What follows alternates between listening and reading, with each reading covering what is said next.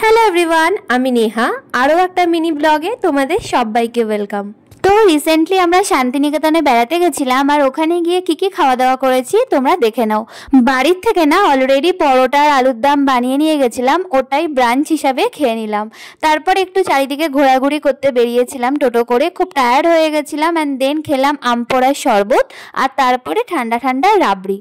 ওই যে তোমাদের বললাম সকালবেলা পরোটা খাওয়ার পরে আর তেমনভাবে কিচ্ছু খাইনি, তাই খুব খিদে পেয়ে গেছিলো সন্ধ্যেবেলায়। তো খেয়ে নিলাম এক প্লেট গরম গরম মোমো, সেজে কি টেস্ট তোমাদের কি বলবো। চলো এবার ডিনারে যাওয়া যাক। তো ডিনারের জন্য আমরা চলে গেছিলাম কৃষ্ণাদির ঘরোয়া খাবারে। তো এখানকার খাবার দাবার নিয়ে আলাদা করে কিচ্ছু বলার নেই, এতটাই ভালো খাবার মনে হবে নিজের বাড়িতে বসে খাচ্ছ। পরের দিন ব্রেকফাস্টে তেমনভাবে কিছু খাইনি চা ছাড়া, তাই দুপুরবেলা সোজা চলে গেছিলাম বনভীতি রেস্টুরেন্টে। শান্তিনিকেতন বেড়াতে আসলে তোমরা অবশ্যই রেস্টুরেন্টটা একবার এসো। তো দুপুরের লাঞ্চটা ছিল একদম গ্র্যান্ড।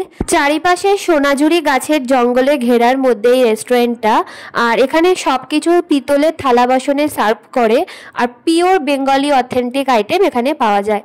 বিকালের দিকে খেয়েছিলাম একটু পেয়ারা মাখা। তো এবার আসা যাক ডিনারে। ডিনারে ছিল রুটি, তরকার, একটা করে মিষ্টি। তো আমরা সেই দিন আর রাতে ডিনার করতে বাইরে যাইনি, একবারে হোটেলে বসেই খেয়েছি। পরের দিন দুপুরবেলা আমাদের ট্রেন ছিল 3টে নাগাদ, তাই এখানে আমরা একবারে লাঞ্চ করে নিচ্ছি। তো আমি খেয়েছি বিরিয়ানি, আর মারা খেয়েছে থালি। বাড়ি ফেরার সময় ট্রেনে ঝালমুড়ে উঠেছিল, তো সেটাই খেতে খেতে বাড়ি ফিরলাম। তো এই তো ছিল টোটাল খাওয়া দাওয়া।